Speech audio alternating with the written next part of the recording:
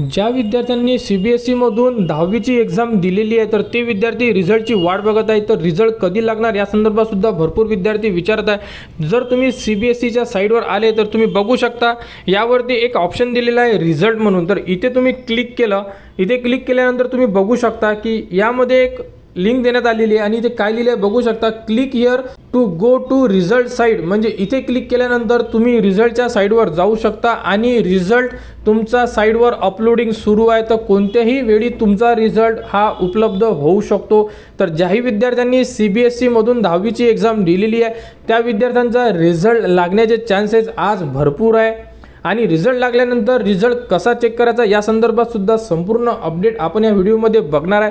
तर बघू शकता क्लिक हिअर, जर इथे तुम्ही क्लिक केलं तर तुम्ही डायरेक्टली रिझल्टच्या साइटला जाणार आहे। जर समजा आता आपण क्लिक केलं तर आपण रिझल्टच्या साइटला जात नाही आहे। याचं कारण असं की तुमचा जो रिझल्ट आहे हा अपलोडिंग सुरू आहे अशाबद्दलची माहिती मिळालेली आहे। तर बघू शकता तिथे क्लिक केल्यानंतर तुमच्यासमोर अशा प्रकारे CBSE बोर्डचे जे रिझल्ट चेक करण्यासाठी जे ऑप्शन येणार आहे म्हणजे रोल नंबर टाकण्यासाठी अशा प्रकारे तुम्हाला ऑप्शन येईल।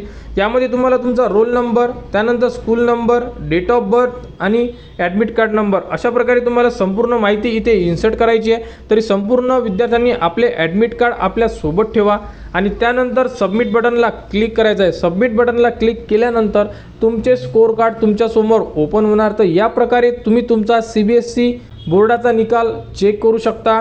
रिझल्ट लागल्यानंतर संपूर्ण अपडेट तुम्हाला आपल्या चॅनलवर देण्यात येणार। त्यासाठी आपल्या चॅनलच्या कनेक्टमध्ये राहा, चॅनलला सबस्क्राईब करा व हा व्हिडिओ इतरांपर्यंत शेअर करा।